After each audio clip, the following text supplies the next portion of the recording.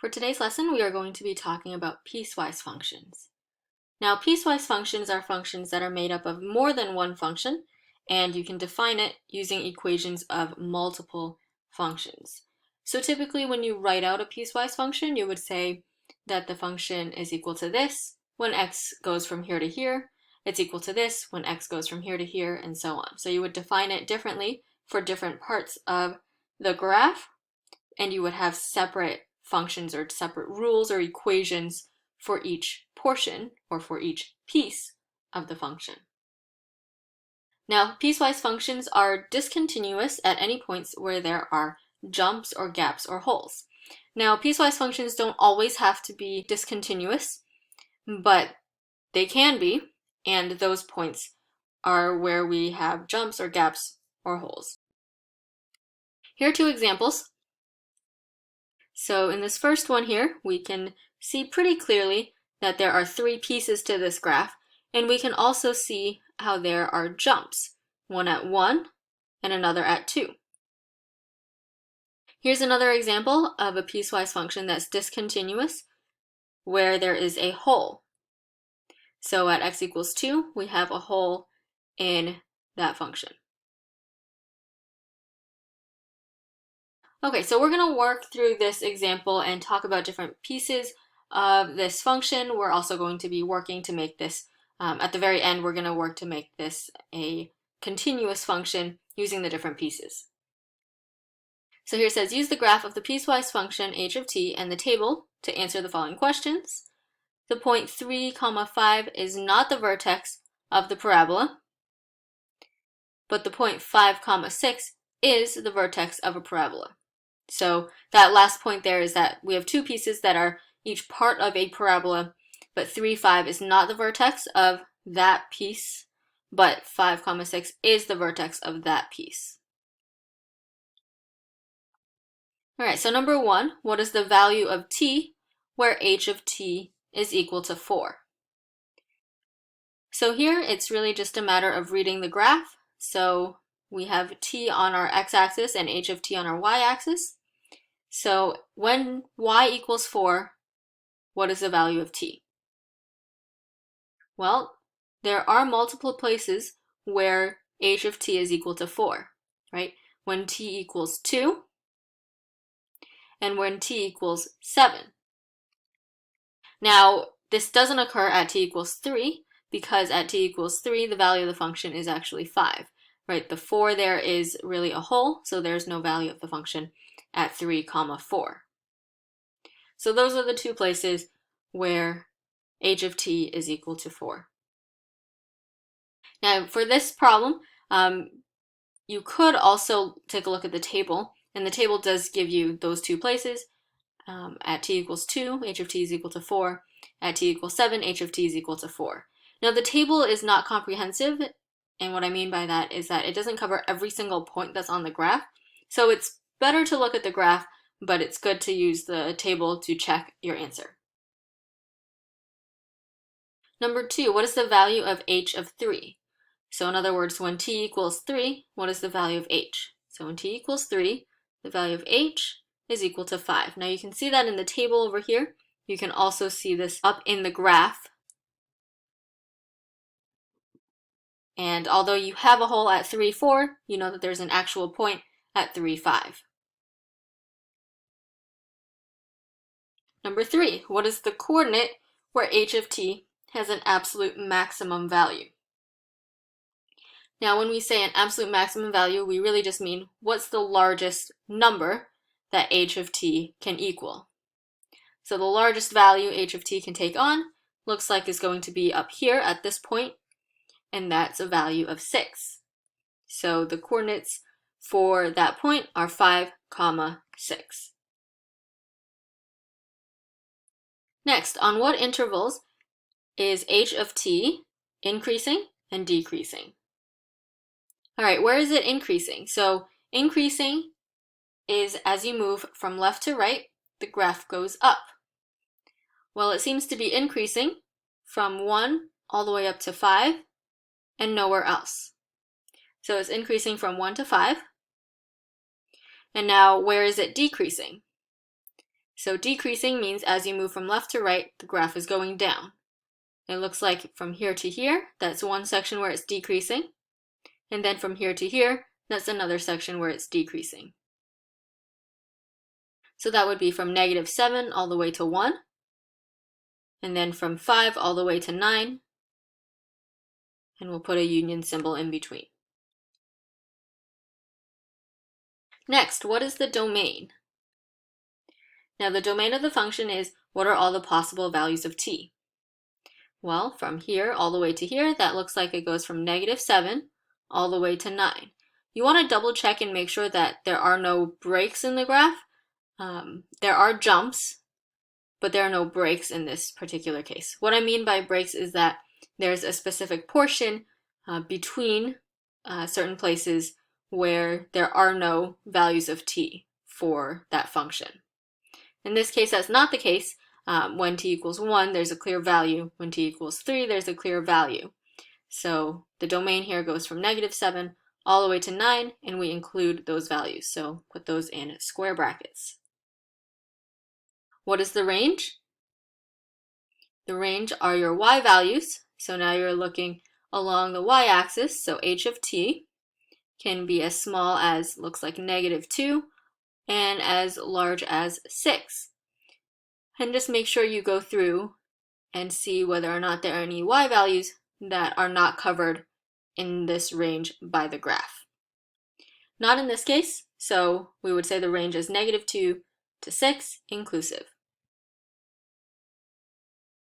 All right, lastly, at what values of t is h discontinuous? So where are there jumps, breaks, or holes in the graph? That would be at t equals 1 and t equals 3. Okay, next, what is the absolute minimum value for h of t? So here's the graph of h of t that we have here, and we want to find where is the smallest value for h of t, for y. So that would be down here at -2. All right, next, at what value of t does the absolute minimum value occur for f of t equals h of t plus 2? Now, what does this mean? So f of t is not a function that's given here. It's saying that f of t is the function h of t plus 2, which means it's the function h of t, but shifted to the left by 2.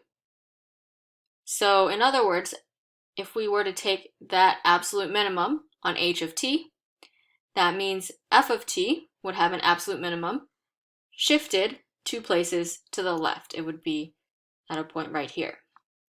And the question is asking, at what value of t does this absolute minimum occur for f of t? So the t value here is 7. Next, what is the absolute minimum value for q of t equals h of t with the plus 2 on the outside of the function? Now again, q of t is not a function that is drawn here. It's relating it to the function that's on the graph, and it's saying that q of t is the function h of t shifted up by 2. So again, if you're looking at that absolute minimum value, that means that on q of t, that absolute minimum value has shifted up by 2. So it would be a point right here. So what is the absolute minimum value? Now notice this is a different question than part B. Part B is at what value of t, so you're giving the x value. In part C, what is the absolute minimum value for q of t? So it's asking you for the y value of this point. So the y value of this point is 0. Okay, now let's talk about trying to come up with equations for this graph. So the portion of the graph on the interval from -7 to 1 is linear. What is the equation for this portion of the function? So because it's linear, you want to look for the slope, you want to look for the y-intercept. The y-intercept is at 1. The slope looks like it goes down 1 and then over to the right 3, so it looks like it has a slope of -1/3. So our equation of this line is -1/3 t plus 1. All right, let's look at the next portion of the graph. So it says the portion of the graph on the interval from 3 to 9 is parabolic. So we're looking at the rightmost part of this piecewise function. What is the equation for this portion of the function? Okay, so remember at the very beginning we were told that 5, 6 is the vertex of this parabola.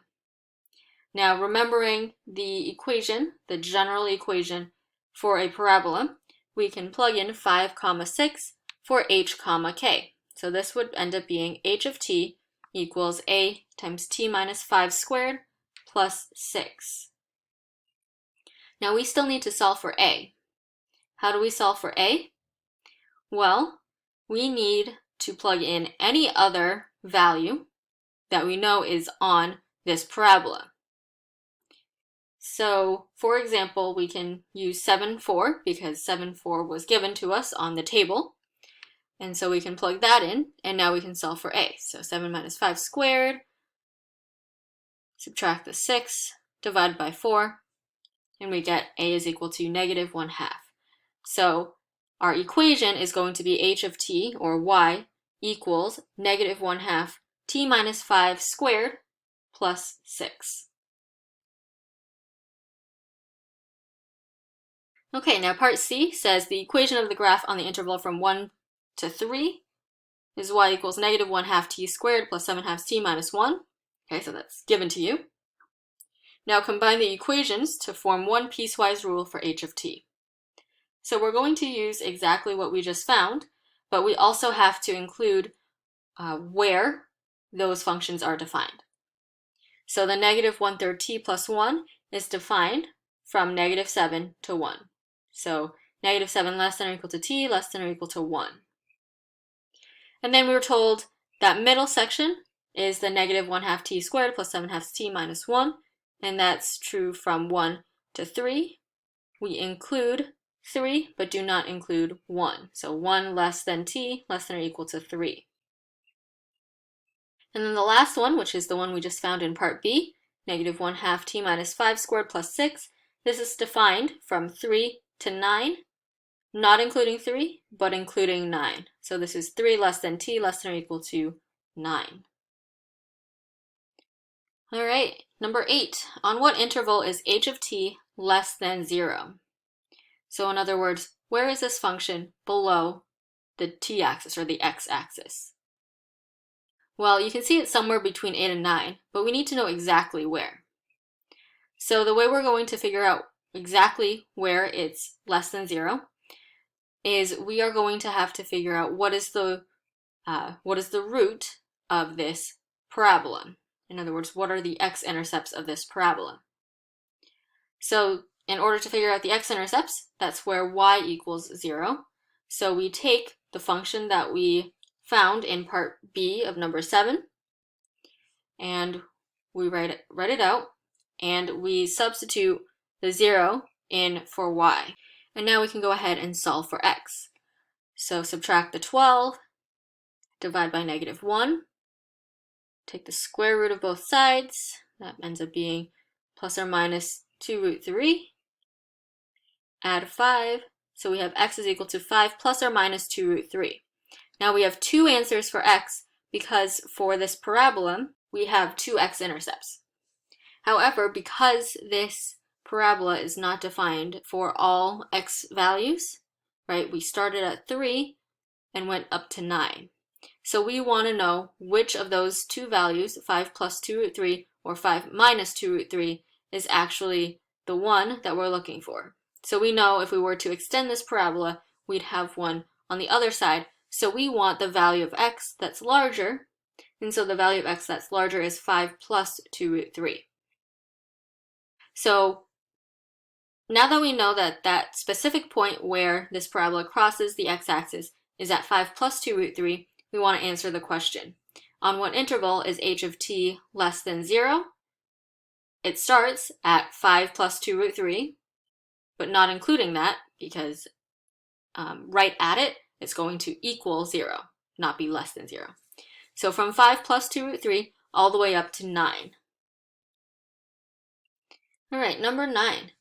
Keeping h of 0 equal to 1, translate the equations on 1 to 3 and on 3 to 9 to create a new function, g of t, that will be continuous on -7 to 9.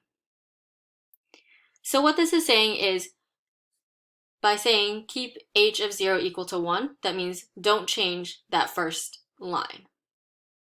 Instead, what we're going to do is we are going to shift the other two graphs down, it looks like down, in order to get a continuous function. So we don't want that jump anymore. So that point that's at 1, 2 in that middle section, we want to make that point shift down until it reaches the point on the linear portion of the graph.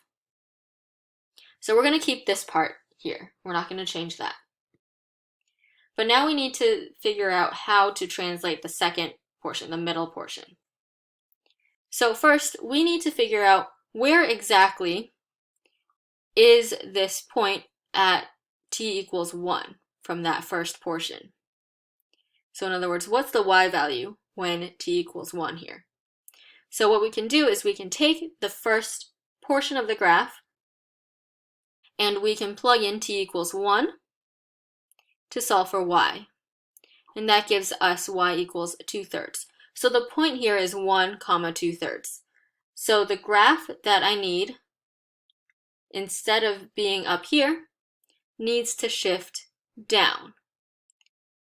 So I need my y value to equal 2/3, and I need the t value to be 1. So the only thing that's going to change is the c value. Right, so notice what I've done is I've taken that middle portion, the equation of the middle portion, y equals -1/2 t squared plus 7/2 t plus c, and I've taken that constant part because that's the part that's going to shift it up or down. So I plug in 1, 2/3 right in, and then I can solve for c. And solving for c, this gives me -7/3. So that means that this portion, this middle portion, now I have that equation if I've shifted it down. So this is -1/2 t squared plus 7/2 t minus 7/3 from 1 all the way to 3, including 3, but not including 1. Okay, so we've successfully done that. Now, it doesn't look like this portion of the graph lines up with the last portion of the graph. It looks like we actually need to shift this third portion down. So we're going to do the same process again, but now instead of using the first equation, we'll use the second equation to figure out what exactly is that point right here. So we plug in t equals 3 into the middle portion of the graph and get my y value. So this ends up being -9/2 plus 21/2 minus 7/3, which is equal to 11/3. So that point, that red point up there, is at 3, 11/3. Now we take our last portion, y equals -1/2 t minus 5 squared plus k. Now before it was plus 6. Now we've changed it to plus k, and we need to solve for k. So I'm going to plug in 3 for t, 11/3 for y, and solve for k. So that ends up being 11/3 equals -2 plus k. Add the 2 over to the other side, and we get that k is equal to 17/3. So now we have our last equation to fill in, and that would be -1/2 t minus 5 squared plus 17/3, and that is going to hold true from 3 to 9. And now we've successfully been able to shift those two last portions of the graph so that they end up lining up with each other, and it makes it a continuous graph because now there are no jumps within this graph. And so as you're kind of drawing along this graph, there's no need to ever pick up your pencil and so we call that a continuous graph. And so we have successfully made this new function, g of t, that is continuous starting from -7 all the way to 9.